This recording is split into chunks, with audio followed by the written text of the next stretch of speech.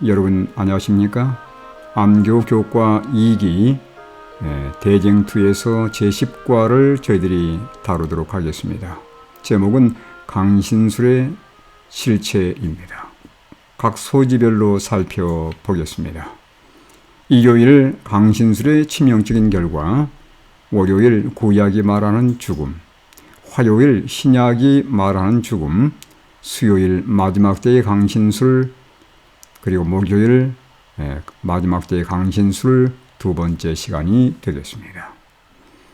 매일의 교과 요약을 먼저 제공해 드립니다. 성경은 사람이 죽으면 영이나 혼이 분리되어 존재한다고 가르치지 않습니다. 특히 임사체험이 있는데, 이 임사체험은 영혼은 죽지 않는다는 영혼불멸설을 믿도록 이끌고 있습니다. 일요일설입니다. 영혼불멸설은 사탄의 최초의 거짓말입니다. 이 기만적인 가르침이 철학자들을 통해서 교회 내에 침투해 들어왔습니다. 성경은 죽은 자와의 교통은 성경적이 아니라 기만적인 것이라고 분명히 주장하고 있습니다. 월요일입니다. 구약 성경은 사람의 죽음을 잠으로 묘사하고 있습니다. 죽은 자는 아무것도 모르며 하나님을 찬양할 수도 없고 다만 언젠가는 깨어나게 될 것을 가르치고 있습니다. 화요일입니다. 신약 성경 역시 죽음을 잠으로 묘사하고 있으며 잠자는 사람이 깨어나듯이 언젠가 악한 자나 선한 자나 모두 부활할 때가 있을 것이라고 성경은 우리에게 가르쳐주고 있습니다. 수요일 소지입니다. 영혼불멸 사상은 강신술의 발판이 되어 왔습니다. 예수님은 마지막 때 사람이 미혹을 받지 않도록 특별히 조심할 것을 말씀했는데, 강신술이 그 가운데 핵심적인 것임을 기억하시길 바랍니다. 목요일입니다. 강신술은 영혼불멸설을 지지할 것이며, 그곳에 미혹된 자들에게 사탄은 하나님의 계명을 준수할 필요가 없다고 주장할 것입니다. 이러한 내용으로 저희들이 이번 한 주 은혜를 나누시게 되길 간절히 바랍니다. 기억절의 말씀입니다. 데살로니가전서 4장 16절과 17절의 말씀입니다. 주께서 호령과 천사장의 소리와 하나님의 나팔 소리로 친히 하늘로부터 강림하시리니 그리스도 안에서 죽은 자들이 먼저 일어나고 그 후에 우리 살아남은 자들도 그들과 함께 구름 속으로 끌어올려 공중에서 주를 영접하게 하시리니 그리하여 우리가 항상 주와 함께 있으리라. 성경은 사람이 죽어서 영이 천당이나 지옥으로 간다고 가르치지 않습니다. 다만 무덤에서 잠자고 있다가 장차 부활할 것을 말하고 있습니다. 의인은 장차 생명의 부활로, 그리고 악인은 심판의 부활로 일어나게 될 것인데, 예수님께서 재림하실 때 의인들은 생명의 부활에 참여하게 될 것이고 악인들은 그 후에 심판의 부활에 참여하게 될 것을 성경은 우리에게 말씀해 주고 있습니다. 서론에 보시면 임사체험에 대한 내용이 등장하는데, 임사체험은 사후 영이 살아있다는 증거인가라는 질문을 여러분께서 생각해 보시길 바랍니다. 임사체험이란 게 어떤 거냐면, 죽음에 가까워진 상태에서 느끼는 체험으로 심정지 상태에서 소생한 4 내지 18%의 사람들이 이러한 임사체험을 한 것으로 조사되어 있습니다. 모든 사람이 다 경험한 것은 아니고 4 내지 18%의 사람들이 이러한 경험을 하게 되는데, 임사체험의 종류가 있습니다. 유체 이탈을 경험하거나 어두운 터널을 통과하거나 빛을 보게 되거나 죽은 사람과의 만남을 그들이 경험하게 됩니다. 그리고 과거의 삶을 회고하면서 소생되는 이러한 일련의 경험들을 그들은 임사체험이라고 부르고 있습니다. 이 임사체험은 사탄의 최초의 거짓말과 함께 영혼불멸의 증거로 사용되고 있다고 하는 것입니다. 또한 이것은 강신술의 기초가 되어서 말세의 미혹의 수단으로 활용되고 있습니다. 성경은 죽음에 대해서 어떻게 말씀하고 있는지, 우리가 어떤 경험을 바탕으로 신앙할 것이 아니라 성경 말씀으로 신앙해야 할 것을 깊이 깨닫게 되기를 바랍니다. 먼저 도의해 보겠습니다. 사람이 죽으면 천당이나 지옥으로 간다는 가르침을 들어본 적이 있는지요? 어떤 느낌을 가졌습니까? 그것은 재림 때 있을 부활과 어떻게 충돌하고 있는지 토의해 보시길 바랍니다. 일요일 소지입니다. 강신술의 치명적인 결과란 제목입니다. 먼저 저희가 영혼불멸설의 유래를 잠깐 살펴보도록 하겠습니다. 여러분 성경에 보시면 사탄의 최초의 거짓말이 창세기 3장 4절에 등장하는데 너희가 결코 죽지 아니하리라 라고 말했던 사탄의 최초의 거짓말이 영혼불멸설과 연관되어 있습니다. 사람은 죽을지라도 영은 여전히 살아있다는 가르침이 바로 여기에서 출발한 것이죠. 이 영혼불멸설의 가르침은 고대 애굽의 가르침이 되었습니다. 역사가인 헤로도토스에 의하면 이집트인들은 사람의 영혼은 불멸이라고 주장한 첫 번째 사람들이었다. 이 견해는 각각 다른 때에 걸쳐 어떤 헬라인들에 의하여 자신들의 사상으로 채택되었다라고 증거하고 있습니다. 애굽 사람들이 사탄의 영혼 불멸설의 주장을 그대로 이어받은 것을 여기 증거하는 내용입니다. 이 애굽 사람들의 가르침은 어디로 전달이 되냐면 헬라 철학자들에게로 전달이 됩니다. 헬라 철학자들은 영혼 불멸 사상을 특별히 주장했던 그러한 사람들인데 대표적인 인물이 플라톤이라고 볼 수 있습니다. 그는 영과 육의 이원론 사상을 주장했는데 이 사상은 알렉산더가 유럽 지역의 대제국을 확장할 때에 전 세계로 퍼져나가게 된 이러한 결과를 맞게 되었습니다. 참으로 불행하게도 헬라 철학의 영향을 받은 초대 교부들이 있었습니다. 그들은 오리겐과 터툴리안 등등인데 이 초대 교부들뿐만 아니라 후에 등장한 어거스틴에 의해서 이 영혼불멸 사상은 철학과 함께 신학의 형태를 띠고서 교회에 유입되었습니다. 특별히 우리가 아는 것처럼 어거스틴은 연옥설까지 교회에 도입하게 된 것입니다. 이러한 가르침들이 결국은 중세 교회의 교리를 놓는 일에 상당한 기여를 하게 됐는데 어거스틴의 영혼불멸 사상과 영원한 지역 그리고 연옥설은 13세기 스콜라 철학자요 신학자인 토마스 아퀴나스란 사람에 의해서 중세 교회의 확고한 교리로 자리를 잡게 됩니다. 여기 대쟁투 549쪽의 말씀을 참고해 보시기 바랍니다. 영혼불멸설은 로마교가 다신교에서 가져와 그리스도교로 들여보낸 거짓 교리들 중 하나였다. 마틴 루터는 그것을 로마 보방의 교령의 쓰레기더미의 부분을 이루고 있는 기괴한 이야기로 분류했다라고 말씀하고 있습니다.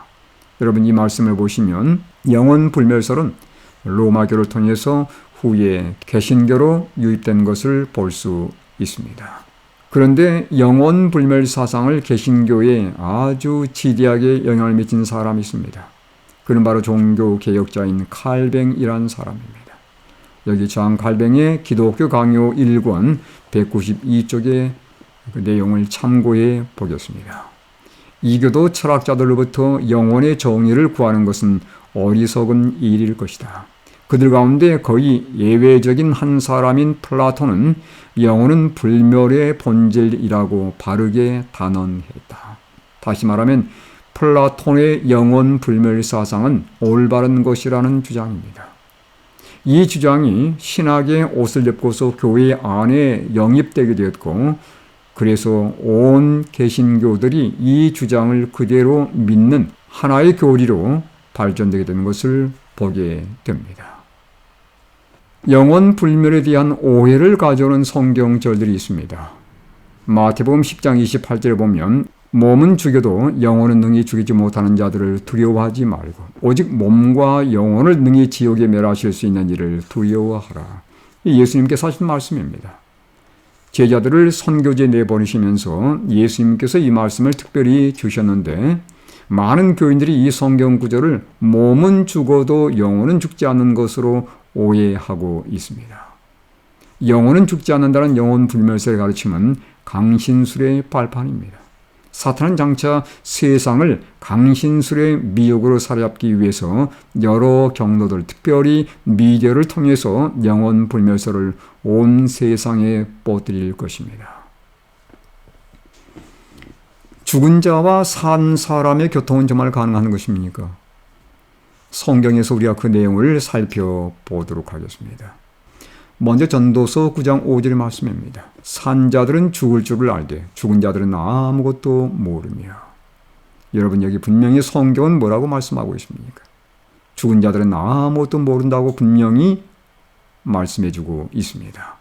욥기서 7장 9절로 10절의 말씀입니다. 구름이 사라져 없어짐 같이 스올로 내려가는 자는 다시 올라오지 못할 것이오니 그는 다시 자기 집으로 돌아가지 못하겠고 자기 처소도 다시 그를 알지 못하리이다. 죽은 사람은 결코 다시 자기 집으로 돌아가지 못한다는 것을 여기 분명히 말씀하고 있습니다. 영원 불멸의 사상은 성경과 배치되는 사탄의 거짓된 가르침임이 분명한 것입니다. 어려워집니다. 구약이 말하는 죽음입니다. 성경, 특별히 구약 성경은 죽음에 대해서 어떻게 말씀하고 있습니까? 죽은 자의 상태를 여러분 여기 제시된 말씀들을 살피면서 다시 한번 정리해 볼 수 있기를 바랍니다. 시편 6편 5편, 115편 17절, 왕상 2장 10절과 11장 43절, 그리고 14장 20절의 말씀을 참고해 보시면 사람이 죽은 다음에 어떻게 되는지에 대해서 참된 진리를 깨닫게 됩니다. 예수님을 믿고 죽으면 바로 천국 또는 천당에 가는가? 만약 천국에 가는 것이 사실이라면 우리가 하늘에 가서 하나님을 찬양하는 일이 있게 될 것입니다. 그런데 죽은 사람에 대해서 성경은 뭐라고 말씀하고 있습니까? 시편 6편 5절에 말씀합니다. 사망 중에서는 주를 기억하는 일이 없사오니 수월에서 주께 감사할 자 누구리까? 여러분, 수월은 무덤을 말합니다. 죽어서 무덤에 묻히는 사람은 주님을 기억하는 일이 없다고 말씀하고 있고 하나님께 감사할 일도 없다고 말씀하고 있습니다. 시편 115편 17절의 말씀도 분명합니다. 죽은 자들은 여호와를 찬양하지 못하나니 정막한 대로 내려가는 자들은 아무도 찬양하지 못하리로다. 이 말씀들을 비교해 보면 예수님을 믿은 사람일지라도 죽어서 천당 간다는 것은 결코 잘못된 가르침인 것을 분명히 증거해 주고 있는 내용들입니다. 성경은 죽음을 어떻게 표현하고 있냐면 이렇게 표현하고 있습니다. 시편 13편 3절의 말씀인데 여호와 내 하나님이 나를 생각하사 응답하시고 나의 눈을 밝히소서 두렵건대 내가 사망에 잠을 잘까 하오며. 여러분, 이 말씀 보시면 사람의 죽음을 어디에 비유했습니까? 잠자는 것에 비유해 놓았습니다. 욥기 14장 12절의 말씀도 동일합니다. 다니엘 12장 2절의 말씀도 그렇게 표현하고 있습니다. 자는 자 중에서 많은 사람이 깨어나 영생을 받는 자도 있겠고, 죽는 것을 잠자는 것에 비유했다는 것을 여러분께서 기억하시기 바랍니다. 왜 죽음을 잠에다 비유했을까요? 두 가지 이유 때문에 이렇습니다. 첫 번째는 잠자는 동안의 사람은 아무것도 할 수 없습니다. 다시 말하면 무의식 상태에 빠지게 되는 것이죠. 두 번째, 잠자는 자들은 언젠가는 깰 때가 있을 것입니다. 다시 말하면 부활한다는 사실입니다.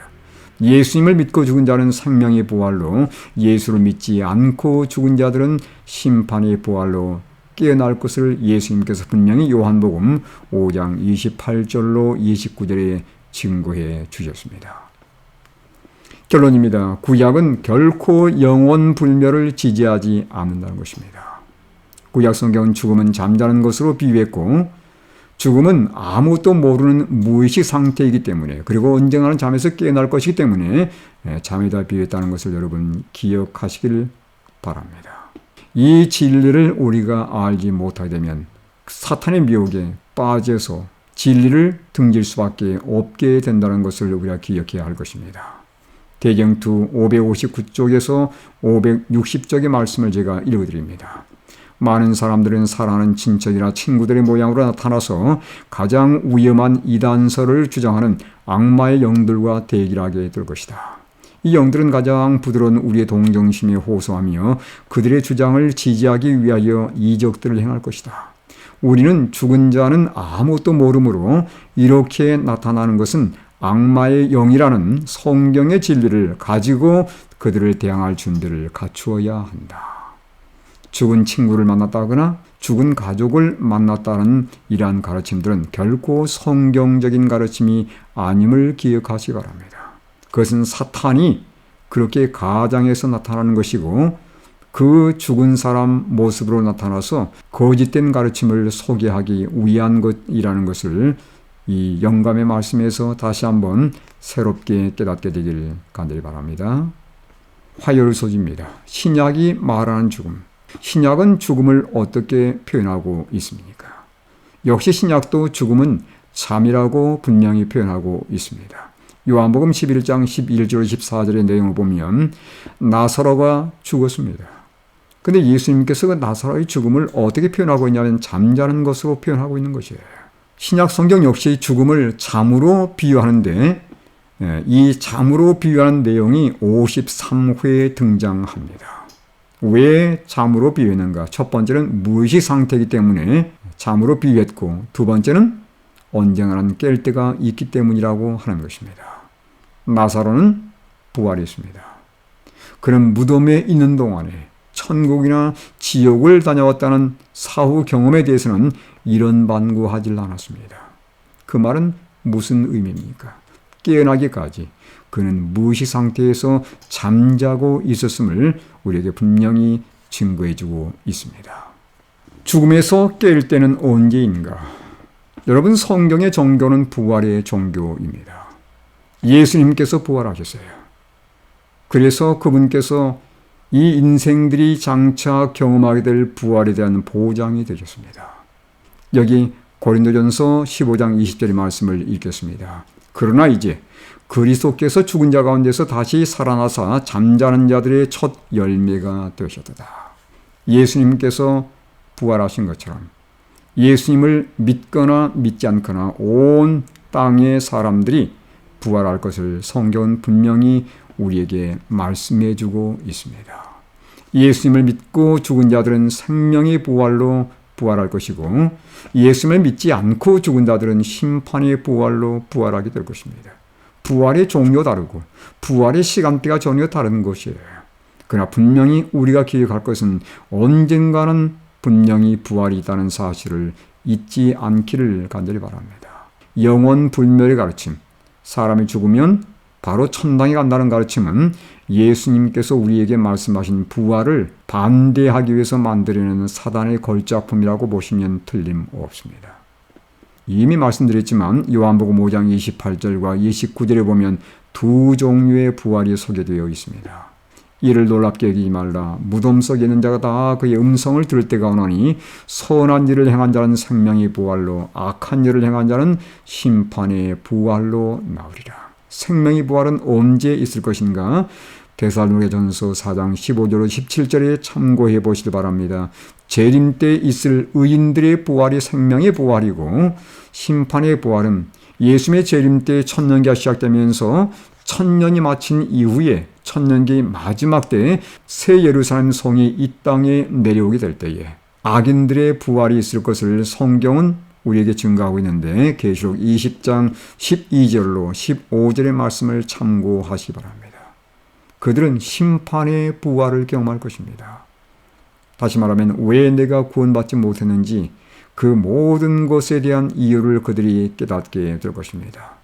그들이 구원받지 못한 가장 결정적인 이유는 자신들의 선택에 있었음을 그들은 분명히 보게 될 것입니다. 여러분, 의인들이나 악인들이나 분명히 부활한다는 것을 기억하시면서 어느 종류의 부활에 참여할 것인지 날마다 선택하며 사시는 그리스도의 신실한 종들이 되시기를 간절히 바랍니다.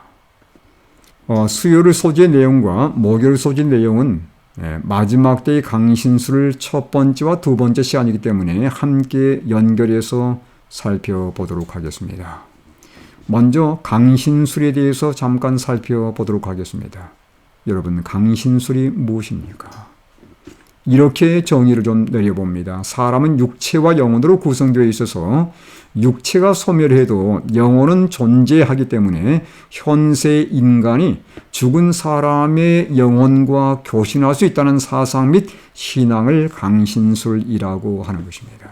다시 말하면 우리가 이미 공부한 것처럼 사탄이 최초로 주장했던 영원 불멸설의 가르침이 바로 강신술의 기초가 되는 것입니다. 그래서 영원 불멸설의 가르침은 정말 위험한 것임을 여러분께서 깨달을 필요가 있습니다. 강신술은 사람은 죽어도 영혼은 살아있다는 영원 불멸 사상과 직접 연관되어 있습니다.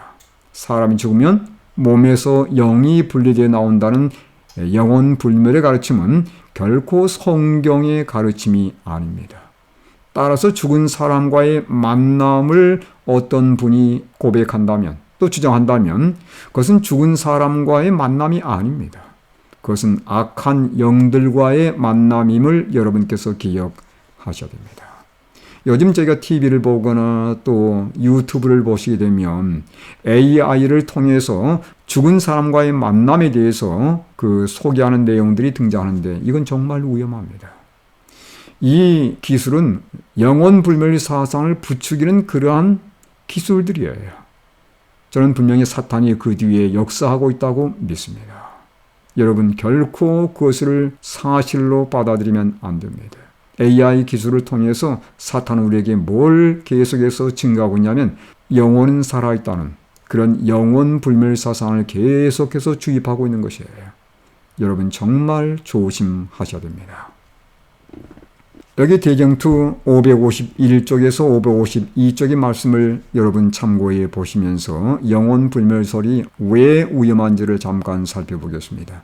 죽은 후에 사람에게 의식이 있다는 교리, 특별히 죽은 자의 영이 생존한 자에게 봉사하기 위하여 돌아온다는 신조가 현대 강신술의 길을 열어놓았다. 사탄의 명령에 따라 움직이는 타락한 천사들은 마치 영계에서 온 사자들처럼 나타난다. 악의 왕은 산자와 죽은 자를 교통하게 해준다고 공언하면서 그들의 마음에 매혹적 감화를 끼친다. 이것이 바로 강신술입니다. 죽은 사람의 모습으로 누가 나타나냐면 실은 사탄 또는 타락한 천사들이 가장에서 나타나는 것입니다. 그러면서 사람은 죽어도 살아있는 것처럼 그렇게 계속해서 우리에게 사상을 주입하며 하나님을 믿지 않아도 죽은 다음에 편히 살 수 있다고 계속해서 우리에게 거짓된 가르침을 주입하고 있는 것입니다. 현대 강신술은 어떻게 시작됐는지를 잠깐 역사적인 증거를 통해 살펴보도록 하겠습니다. 현대 강신술은 미국 뉴욕주 하인즈빌에 있는 폭스라는 사람의 가정에서 시작이 되었습니다. 1848년 3월 폭스가의 두 자매 마가렛과 케이트가 새로 이사한 집에서 이상한 소리를 듣게 됩니다. 두드리는 이상한 소리였는데 이를 흥미롭게 생각한 폭스 자매는 마침내 귀신과 교통하게 되었습니다. 함께 교신하게 된 거예요. 어느 날 그들은 찰스 로스마라는 사람의 영이, 죽은 사람의 영입니다. 그 번연 기별을 받게 되었습니다. 로스마는 전에 이 집에 살던 사람이었는데 죽임을 당해서 마루 밑에 묻혀 있다고 기별을 전한 것입니다. 그래서 마루 밑을 파보니까 진짜 백골이 나왔습니다. 이 두 자매를 계기로 해서 현대 강신술이 유럽과 전 세계 각처에 알려지게 되었고 1893년에는 미국 심령술협회가 조직되었습니다. 여러분 이 강신술, 이것은 사탄의 걸작품이라는 것을 분명히 기억하시면서 이 내용들을 계속 살펴보도록 하겠습니다. 왜 강신술이 위험한 것인가? 여러분 결코 이것들의 호기심을 가지면 안 됩니다. 대정투 558쪽의 말씀을 참고해 보겠습니다.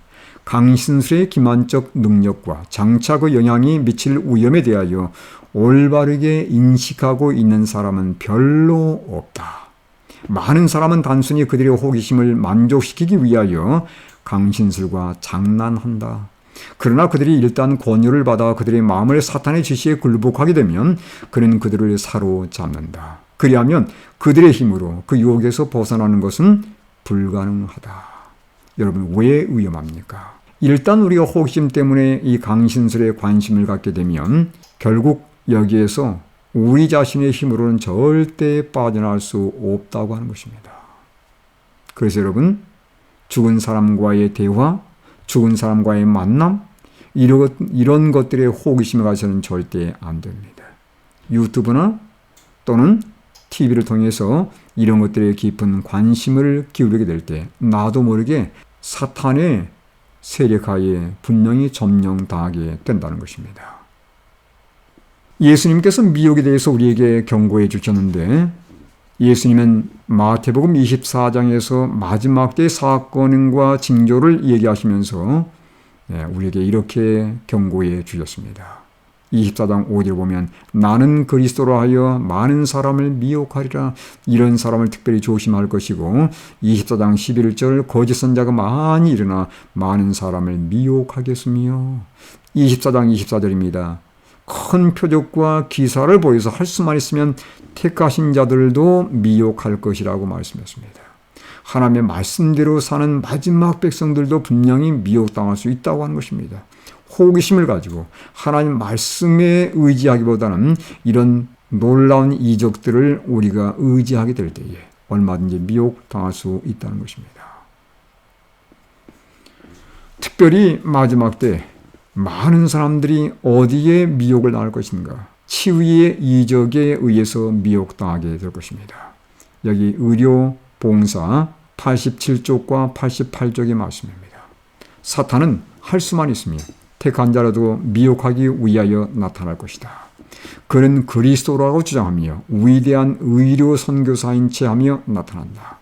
그런 자신이 하나님인 것을 증명하기 위하여 사람들 앞에서 불이 하늘에서 내려오게 할 것이다. 여러분 과거에 엘리야 때에 어떤 일이 있었습니까? 불을 내렸지 않습니까? 그 불을 내린 선자가 참된 선지자였던 것처럼 마지막 때 사탄도 이와 똑같은 일을 하면서 사람들 앞에 그리스도로 추앙받게 될 것이고 또한 치료의 놀라운 능력을 행사하면서 사람들을 자기 편으로 끌어들이면서 결국은 미혹의 절정에 달하게 될 것입니다.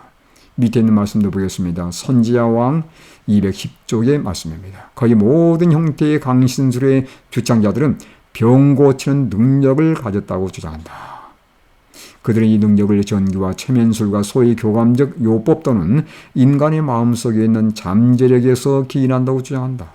그리고 오늘날과 같은 기독교 시대에도 살아계신 하나님의 능력과 훌륭한 자격을 갖춘 의사들의 기술을 의지하는 대신에 이와 같은 자들에게 치료를 받으러 가는 사람들이 적지 않다.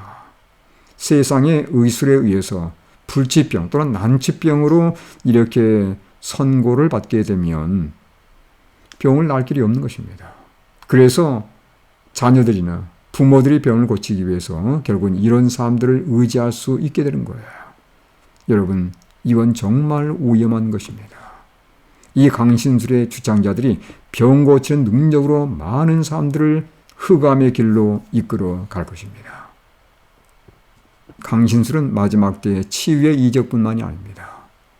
어떻게 나타나냐면 죽은 가족과 친구의 모습으로 분명히 등장하게 될 것입니다. 대경도 552쪽의 말씀입니다. 그는 사탄입니다. 죽은 친구와 같은 모습으로 사람들 앞에 나타나는 능력이 있다. 그 모조품은 완전하다. 똑같은 모습, 말씨, 음성을 놀랍도록 명확하게 재생해낸다. 많은 사람들은 그들이 사랑하는 사람들이 하늘의 복락을 누리고 있다는 말을 듣고 위로를 받는다.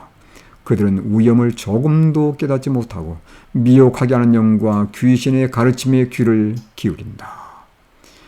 성경에 그들의 관심을 쏟기보다는 이러한 이적들의 관심을 갖게 될 때에 많은 사람들이 사탄의 가르침에 의해서 결국은 흑암의 길, 죽음의 길로 빠져들게 될 것입니다. 여기서 우리가 살펴볼 것은 강신술이 이렇게 많은 사람들을 미혹하는 가장 최종적인 목적은 무엇일까요?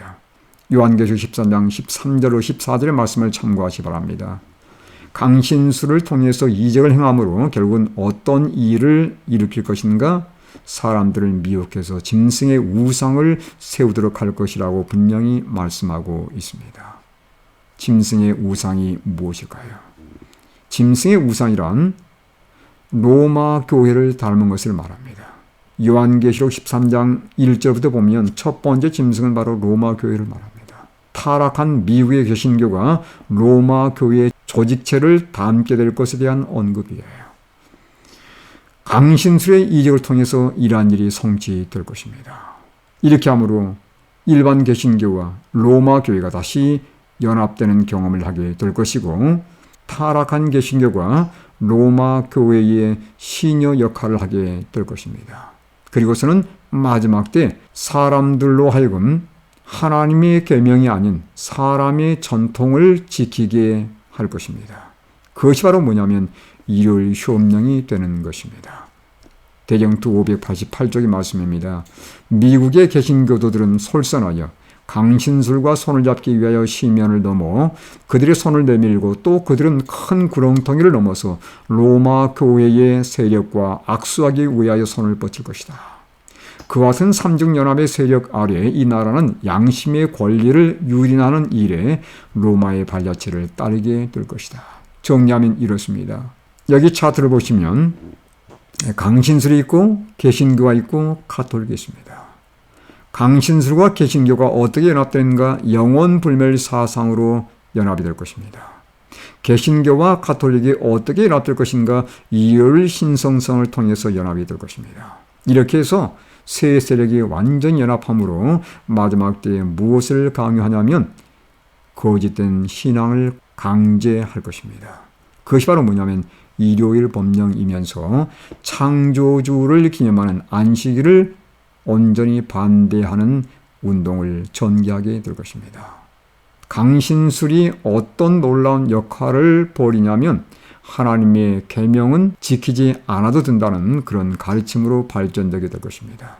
영계에서 온 방문자들처럼 가정한 자들이 나타나 때로는 정확히 성취될 경계와 경고를 말해주기도 한다. 그리고 사람들의 신뢰를 얻게 되면 그들은 성경을 믿는 믿음을 직접 성상시키는 교리를 제시한다.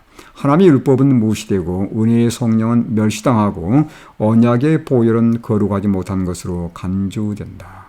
여러분, 강신술의 최종 목적은 뭐냐면 하나님의 법대로 살지 못하게 만드는 것입니다. 그렇다면 이 마지막 때 우리가 악의 영과 하나님의 성령을 어떻게 분별할 수 있겠습니까? 다시 말하면 강신술과 하나님의 영의 역사를 어떻게 분별할 수 있을까요? 말씀에 입각할 때 우리가 분명히 분별할 수 있게 되는 것입니다. 여기 마태복음 7장 21절로 23절의 말씀 보면 나더러 주여 하는 자마다 다 천국에 들어갈 것이 아니라고 말씀하고 있습니다. 누가 들어갈 것입니까? 아버지의 뜻대로 행하는 자가 들어갈 것이라고 분명히 말씀하고 있습니다. 그들이 주장하기를 선자 노릇했고 귀신도 쫓아냈고 많은 권능을 행했다고 주장하지만 왜 그들이 하늘에 들어가지 못할까요? 아버지의 뜻대로 행하지 못했기 때문입니다. 그 아버지 뜻이 무엇일까요? 바로 하나님의 법대로 순종하며 사는 것입니다. 마지막 때 그들이 놀라운 이적을 행한다 할지라도 하나님의 법대로 살지 않고 하나님의 계명대로 가르치지 않는다면 그들은 분명히 거짓이라는 것을 여러분 분명히 기억하시기 바랍니다. 이 하나님의 율법을 가르치느냐 그리고 그 말씀대로 사느냐 여기에 의해서 거짓 영과 참영을 구별할 수 있다는 것을 결코 잊지 않게 되길 바라고 이 말씀으로 여러분 참과 거짓의 시금석을 삼게 되길 간절히 바랍니다. 도입해보겠습니다. 이번 주 교과에서 배운 교훈이나 깨달은 내용들을 서로 나눠보시길 바랍니다. 결론의 말씀입니다. 구약 성경이나 신약 성경은 사람의 죽음을 잠으로 비유하고 있습니다. 잠을 자면 사람이 아무것도 할 수 없으며 또 언젠가는 깨어나게 될 것입니다. 그처럼 죽은 자는 아무것도 모르지만 언젠가 생명의 부활이나 심판의 부활 가운데 깨어나게 될 것입니다. 특히 죽음과 연관해서 말세의 강신술이 유행할 것인데 이것은 특별히 택한 자들까지 미혹하기 위한 사탄의 마지막 술수입니다. 영원불멸 사상이 바로 이 강신술의 발판이 된다는 것이에요.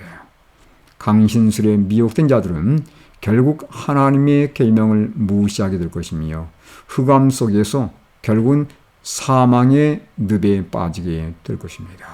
이번 교과를 통해서 다시 한번 하나님의 생명의 말씀을 붙잡고 하나님의 계명에 더욱더 믿음으로 순종하는 성도들에 대해서 마지막 사탄의 미혹을 능히 이기시는 성도님들이 되시길 간절히 바라면서 오늘 말씀을 마치겠습니다.